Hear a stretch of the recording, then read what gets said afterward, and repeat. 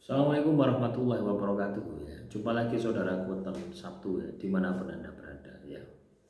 Semakin hari ya, hambatan dan tantangan kehidupan kita ini semakin berat ya. Jadi kalau kita tidak bisa beradaptasi ya, kalau kita tidak bisa menyesuaikan diri, ini akan semakin berat lagi gitu.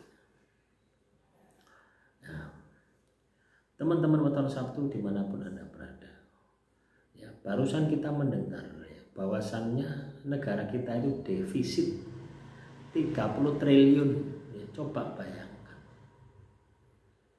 ya, lah kok iso gitu loh defisit sampai 30 triliun ya. Harusnya kan langkah taktis, langkah strategis yang harus dilakukan. Ini bulan apa gitu?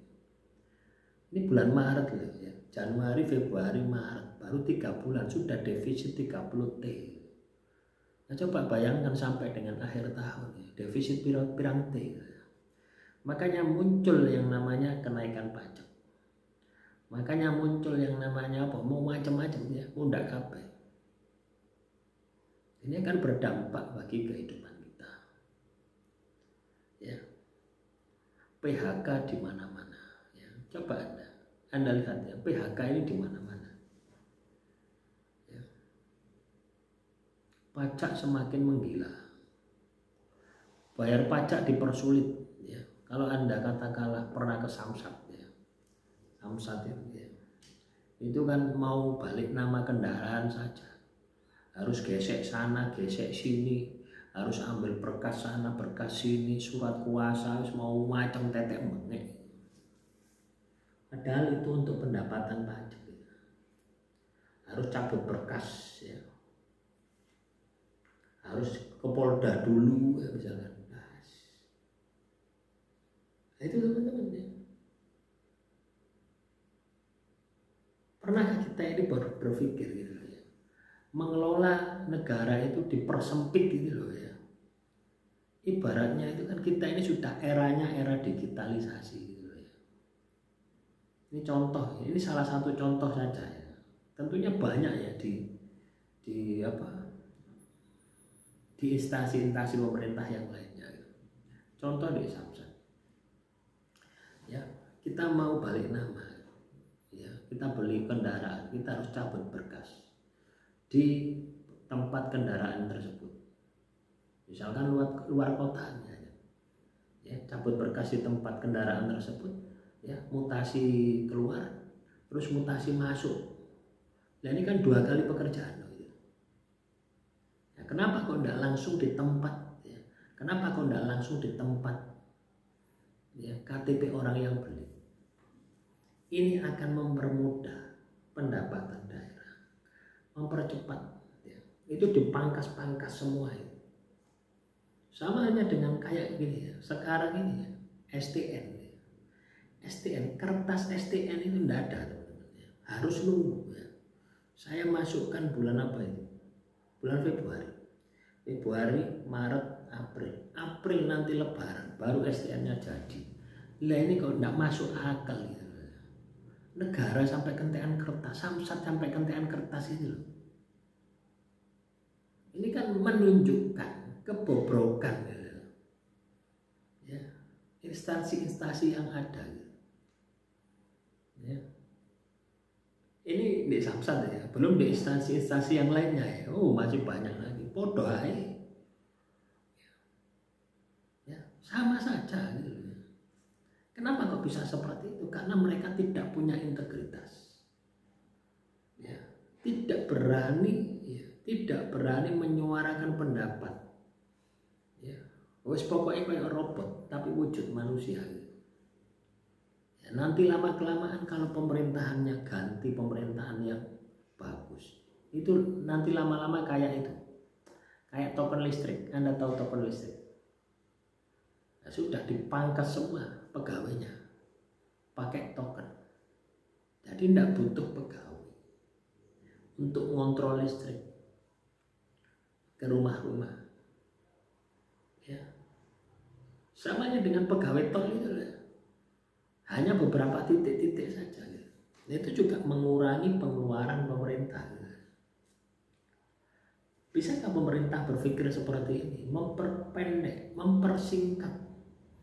Ya, ini harus ke ruangan fiskal, harus ke ruangan ini, harus ke ruangan ini, harus ke ruangan ini. Nah, disitulah tempat-tempat ya, berpeluang untuk terjadi gratifikasi atau pungli. Loh ya teman-teman, misalkan ya saya dari Malang, ya mutasi ke Surabaya, mutasi kendaraan dari Surabaya mau tak mutasi ke Malang, ya ada satu persyaratan kurang di satu pos, otomatis saya akan bilang, Pak, tidak bisa dibantu. Nah, akhirnya membuka celah gitu. Nah, celah-celah semacam ini kita tutup sehingga negara itu bersih gitu. Negara itu bersih dari orang-orang seperti itu. Ya kalau kita memang mengkondisikan seperti ini ya sama aja dengan gesek, ya, gesek manual. Ya. Oh saya ini zaman ini barcode, cepret langsung otomatis, barcode cepret langsung otomatis. Nah, kenapa kok kita tidak menggunakan itu saja sekarang? Wes ndak asik gesek-gesek ini kesuwen.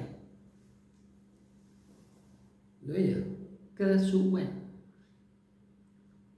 Nah, ini contoh ya. Nah, kalau kita bisa mengefisiensi seperti itu, wah, luar biasa. Tidak mungkin negara kita itu defisit ya, teman-teman. Dampaknya apa? Ya terhadap kita ini.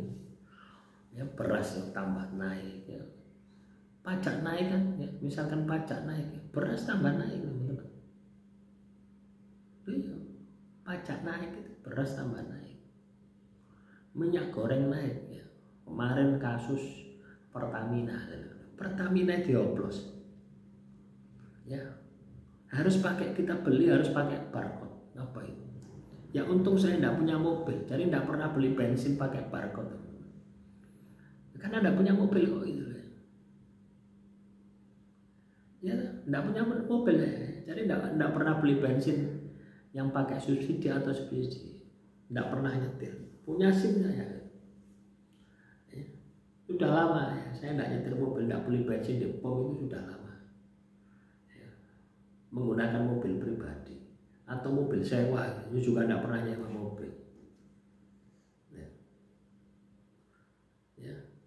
Subsidi ya, subsidi harus pakai barcode, yang tidak subsidi dioplos ya.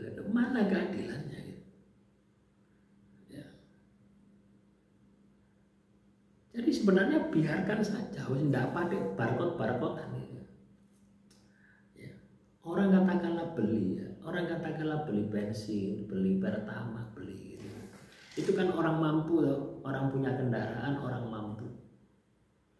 Ya. Kalaupun katakanlah orang bermain di situ ya tinggal diawasi saja. Oh orang ini kok sering beli di sini ya. Bisa, tidak harus semua pakai barcode. Gawe antrian di pom bensin. Coba Anda lihat ya, di luar gitu ya. Bensin itu tuku dewe. Ya, ngisi dewe tuku dewe, tidak ada antrian-antrian. Nah itulah teman-teman. Ya. Ini kan menunjukkan ya bahwasanya negara kita itu sedang tidak baik-baik saja. Jadi harapan saya teman-teman Weton Sabtu ini benar-benar menyiapkan diri. Menyiapkan diri.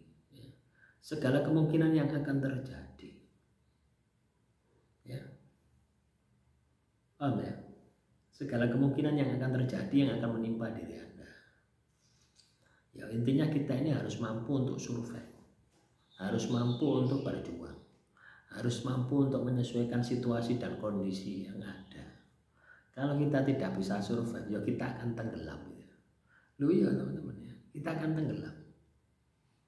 Loh, ini bulan Maret sudah minus 30 triliun gitu ya. Wes anggap aja 10 triliun per bulan. Ya, sampai akhir bulan ya berapa? 120 triliun. Ya tahu? Anggap aja seperti itu. Ya. Nah, semoga ini bisa menjadi kewaspadaan ya, bagi teman-teman Weton Sabtu untuk tidak menghambur-hamburkan uang ya.